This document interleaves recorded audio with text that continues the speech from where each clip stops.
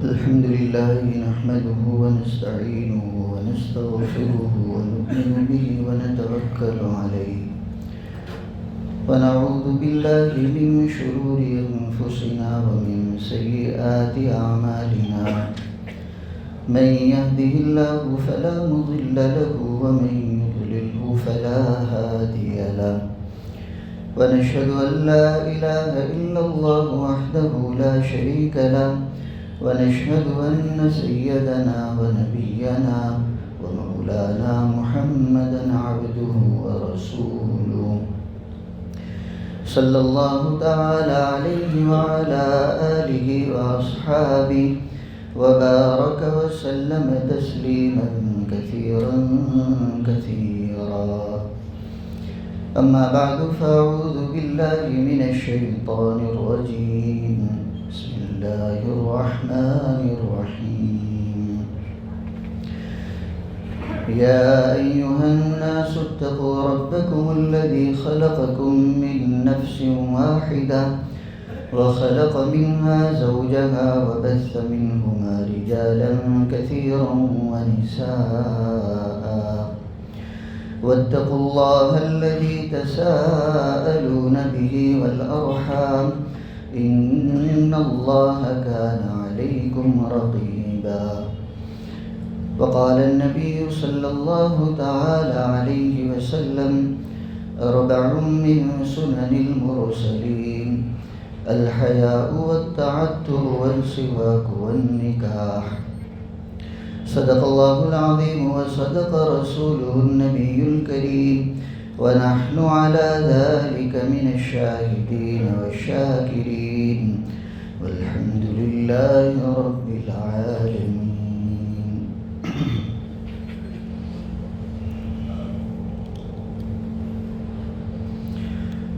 مجلس نکاح کا انعقاد ہوگا انشاءاللہ نماز کے بعد.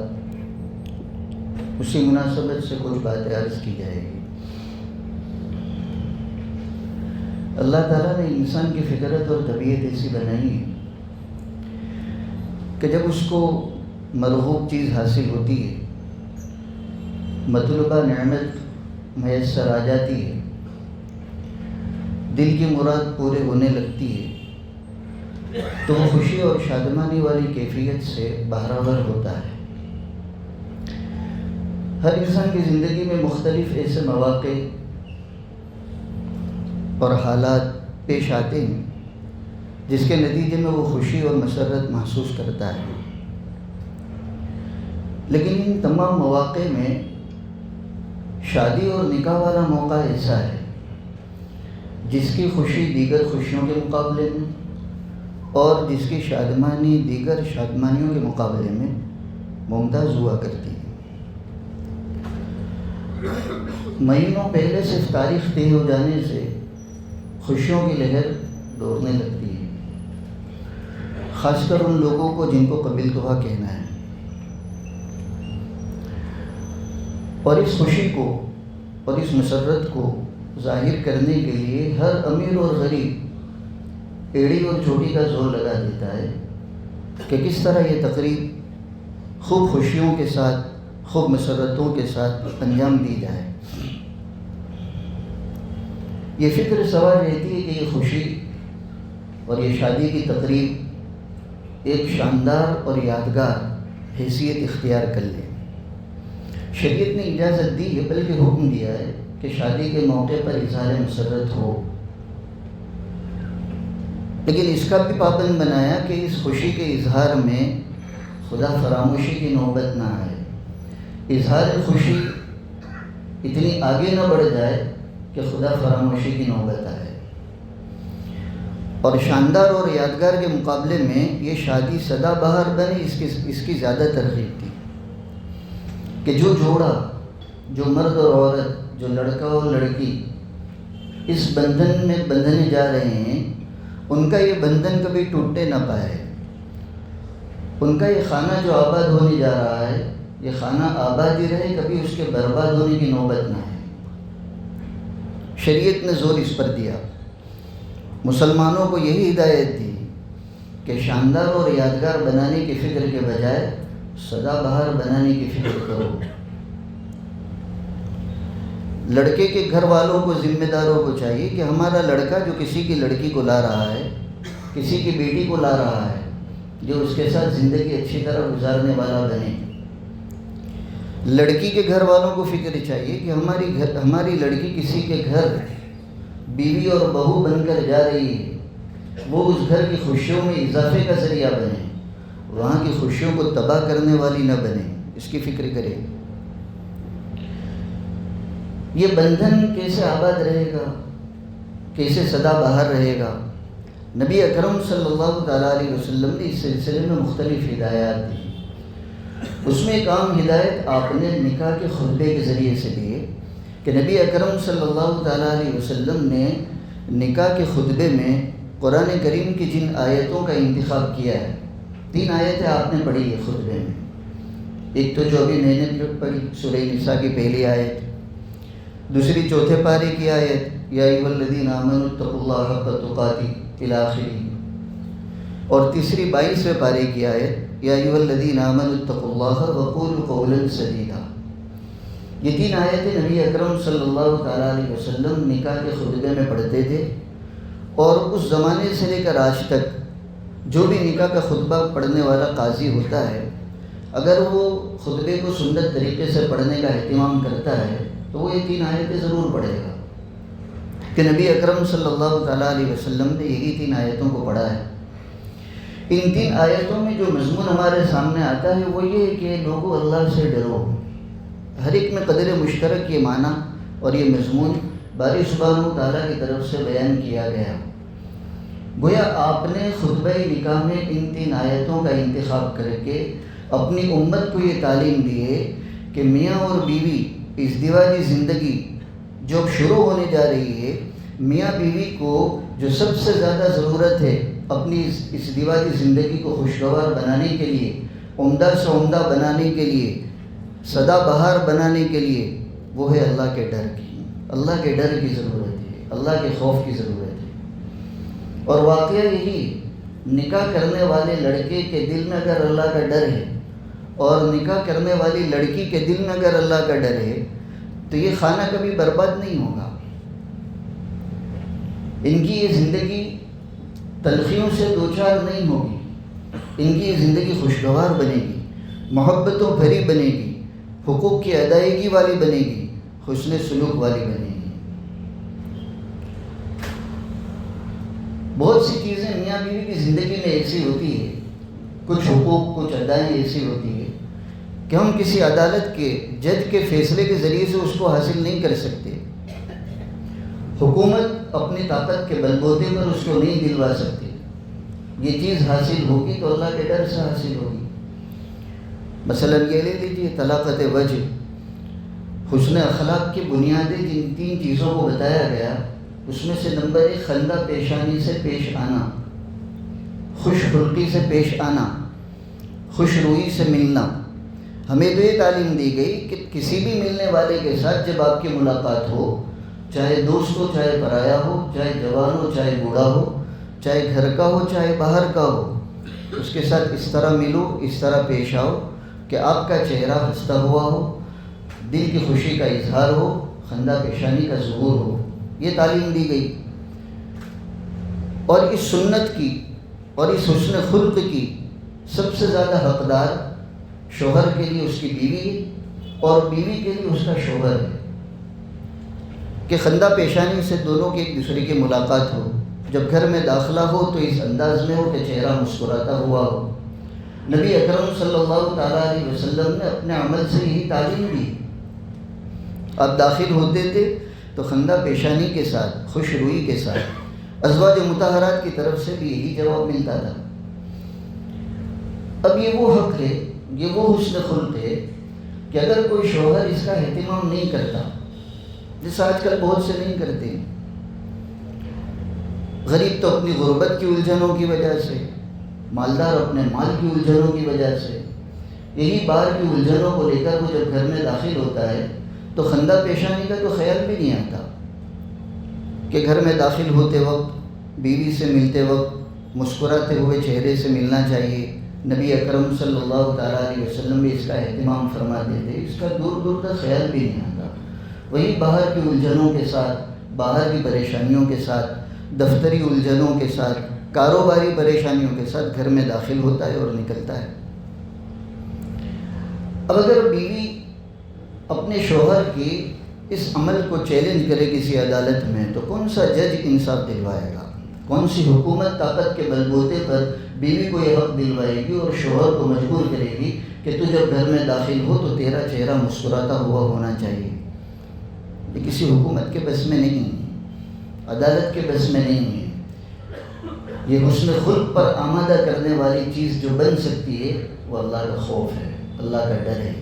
اگر شوہر کے دل میں اللہ کا ڈر ہوگا، شریعت کا پاس و لحاظ ہوگا، تو وہ گھر میں داخل ہوتے وقت مسکرائے گا، یہ سمجھ کر کہ کسی کی بیٹی کو میں لایا ہوں، اس کو خوش رکھنا یہ میری ذمہ داری ہے۔ یہ نبی اکرم صلی اللہ تعالیٰ علیہ وسلم کا حسن خلق ہے۔ اور جب یہ خندہ پیشانی سے پیش آئے گا تو بیوی کے دل میں بھی اگر اللہ کا ڈر ہے تو وہ بھی خندہ پیشانی کا جواب خندہ پیشانی سے دے گی۔ اور اس طرح کی ملاقاتیں جب ہوتی رہے گی، محبت میں اضافہ ہوتا رہے گا، اور محبت میں جب اضافہ ہوتا رہے گا، ادائیگی حقوق میں سہولت ہوتی رہے گی، اور جب ایک دوسرے کے حقوق ادا ہوتے رہیں گے تو یہی زندگی کی گاڑی خوشگواری کے ساتھ چلتی رہے گی۔ نبی اکرم صلی اللہ تعالیٰ علیہ وسلم کتنا اہتمام فرماتے تھے خندہ پیشانی کے ساتھ جانے کا، خوش روئی کے ساتھ ملنے کا۔ یہ بخاری شریف میں روایت ہے کہ ایک مرتبہ نبی اکرم صلی اللہ تعالیٰ علیہ وسلم جب گھر میں داخل ہوئے تو آپ کے چہرے پر بل پڑے ہوئے تھے، تیور بدلے ہوئے تھے، چہرہ انور سرخ تھا۔ اب امہات المؤمنین کو یہ فیس اور یہ رخ برداشت کرنے کی عادت نہیں تھی، وہ تو حضور کا چہرہ مسکراتا ہوا دیکھتے تھے۔ حضرت عائشہ رضی اللہ تعالیٰ عنہ فرماتی ہیں کہ جب اللہ کے رسول میرے گھر میں اس طرح چہرہ بدلا ہوا ہونے کی حالت میں داخل ہوئے کہ آپ کا چہرہ سرخ تھا، تیور بدلے ہوئے تھے، میں گھبرا گئی کہ آج حسن خلق کے بجائے نبی اکرم صلی اللہ تعالیٰ علیہ وسلم غصے کی حالت میں کیوں ہیں، آپ کے تیور بدلے ہوئے کیوں ہیں؟ تو بخاری میں موجود ہے، حضرت عائشہ رضی اللہ تعالیٰ عنہ نے فوراً فرمایا انی اتوب الی اللہ عز وجل، کہ میں اللہ کے سامنے توبہ کرتی ہوں اپنی غلطی سے۔ اللہ کے رسول آپ بتا تو دیجیے کہ میری غلطی کیا ہے۔ یعنی آپ اندازہ لگائیے کہ کیسا ماحول ہوگا نبی اکرم صلی اللہ تعالیٰ علیہ وسلم کے حسن خلق کا، خندہ پیشانی کے ساتھ گھر میں داخل ہونے کا، کہ ایک مرتبہ جب اس کی نوبت آئی کہ آپ کا چہرہ انور بدلا ہوا تھا، ام المومنین اس کی تاب نہیں لا سکی، فوراً کہا کہ اللہ میں آپ کے سامنے توبہ کرتی ہوں، اور اللہ کے رسول آپ میری غلطی بتا دیجیے کہ مجھ سے کیا غلطی ہوئی کہ آپ کی طلاقت وجہی والی نعمت سے میں محروم ہوں۔ تو نبی اکرم صلی اللہ تعالیٰ علیہ وسلم نے فرمایا یہ تصویریں کیا ہیں؟ اس وقت حضرت عائشہ رضی اللہ تعالیٰ عنہ نے اپنے گھر میں پردے لٹکائے تو اس پردے پر کچھ تصویریں بنی ہوئی تھیں۔ یہ دیکھ کر نبی اکرم صلی اللہ تعالیٰ علیہ وسلم ناراض ہوئے اور آپ نے اپنی خفگی کی وجہ بتلا دی کہ آج میں جو مسکراتے ہوئے داخل نہیں ہو سکا تو اس لیے کہ اللہ کی نافرمانی ہو رہی ہے، اس گھر میں تصویر کیسے؟ تصویر کے ہوتے ہوئے تو اللہ کی رحمت نہیں اترا کرتی، رحمت کے فرشتے نہیں آیا کرتے۔ حضرت عائشہ فرماتی فوراً میں نے وہ کپڑے نکالے جس پر تصویر بنی ہوئی تھی، اس کو پھاڑ دیا اور اس کے اس طور پر تکیے بنا لی کہ وہ تصویر باقی نہیں رہی۔ تو نبی اکرم صلی اللہ تعالیٰ علیہ وسلم نے حسن خلق کے ساتھ، طلاقت وجہی کے ساتھ اپنی بیویوں سے ملنے کا اور گھر میں داخل ہونے کا زندگی بھر ثبوت دیا۔ اب یہ بیوی کا وہ حق ہے کہ وہی شوہر ادا کر سکے گا جس شوہر کے دل میں اللہ کا ڈر ہوگا، ورنہ نہیں کر سکے گا۔ بیوی اچھے انداز میں شوہر کے ساتھ اسی وقت پیش آئے گی جب اس کے دل میں اللہ کا ڈر ہوگا، اور اگر اللہ کا ڈر نہیں ہے تو پھر بیویاں بھی وہ ستم ڈھاتی ہے کہ بڑے بڑے تیسمار خواہوں کی طاقتوں کو ڈھیر لگا دیتی ہے، زبان چلانے میں اتنی ماہر کہ شوہر اتنی قوتوں کے باوجود تاب نہیں لا سکتا، دل کے ٹکڑے کر دینا بہت آسان، شوہر کی طرف سے دی گئی نعمتوں کی ناقدری کرنا بہت آسان، تانا زنی بہت آسان، یہ سب کے پیچھے بیک اور پس منظر کیا بنے گا کہ بیوی کے دل میں اللہ کا ڈر نہیں. تو نبی اکرم صلی اللہ تعالیٰ علیہ وسلم نے نکاح کے خطبوں میں خصوصیت کے ساتھ ان 3 آیتوں کا انتخاب کر کے قیامت تک آنے والی اپنی امت کو یہ پیغام دیا ہے کہ جو لڑکا اور لڑکی ازدواجی زندگی میں منسلک ہونے جا رہے ہیں، تم کو جہاں دوسری بہت ساری چیزوں کی ضرورت ہے، نفتے کی ضرورت ہے، سکھنا کی ضرورت ہے، زندگی کو پورا کرنے کے لیے بہت ساری ضروریات ہے، وہاں ایک اہم ترین ضرورت یہ ہے کہ اپنی زندگی میں اللہ کا ڈر پیدا کرو. یہ ڈر ہوگا تو تمہاری ازدواجی زندگی خوشگواری کے ساتھ گزرے گی. ڈر ہوگا تبھی تو حقوق کی ادائیگی بنے گی. علماء نے لکھا ہے نبی اکرم صلی اللہ تعالیٰ علیہ وسلم کی ہدایتیں نکاح سے متعلق اگر ہم دیکھتے ہیں تو ہم اس کو اختصاراً 6 نمبر میں محدود کر سکتے ہیں. 2 ہدایتیں نکاح سے پہلے کی، 2 عین نکاح کے موقع کی، اور 2 نکاح کے بعد کی. یہ عدد بڑا مبارک ہے، بہت ساری ہدایتوں کو سمٹ لیا گیا انہی 6 نمبروں میں. نکاح سے پہلے کی 2 ہدایتیں نبی اکرم صلی اللہ تعالیٰ علیہ وسلم کی طرف سے دی گئی کہ یہ نکاح کو سدا بہار بنانا ہے، اس خانے کو آباد کرنا ہے. تو نکاح سے پہلے 2 چیزوں کا اہتمام کر لو، لڑکا اور لڑکی میں کفاءت کا اور دینداری کا. کفاءت کا مطلب ہے برابری، معاشی اعتبار سے تناسب ہو لڑکے اور لڑکے کی زندگی میں، معاشرتی اعتبار سے تناسب ہو، مزاج کے اعتبار سے تناسب ہو، یہ کفاءت. اور نمبر 2 دینداری. عین نکاح کے وقت 2 چیزوں کا اہتمام کیا جائے، اظہار خوشی لیکن خدا فراموشی نہ ہو، اور نمبر 2 سادگی. جتنی سادگی ہوگی اتنی برکت ہوگی. اور 2 ہدایتیں نکاح کے بعد سے متعلق دی گئی، نمبر 1 ادائیگی حقوق اور نمبر 2 حسن سلوک. یہ 6 نمبروں کا اگر اہتمام کر لیا جائے تو انشاءاللہ ضرور بھی ضرور یہ کہا جا سکتا ہے کہ یہ زندگی کا جو گاڑا ان دونوں کا شروع ہوا ہے یہ کبھی رکنے نہیں پائے گا، یہ تلخیوں کا شکار نہیں ہوگا. نبی اکرم صلی اللہ تعالیٰ علیہ وسلم کی ان ہدایتوں پر عمل کرنے کے نتیجے میں. آخر میں یہی پیش کرنا ہے کہ آج ہم نکاح سے متعلق بہت ساری تیاریاں کرتے ہیں، دیکھنے میں بھی آتا ہے، سننے میں بھی آتا ہے.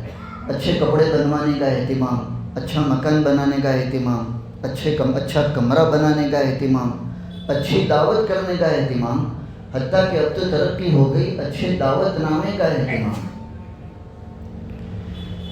لیکن جو خلا نظر آتا ہے، چاہے لڑکے والے ہو چاہے لڑکی والے ہو، ان کو اس کا خیال نہیں آتا کہ ان کی ازدواجی زندگی بھی اچھی بن جائے.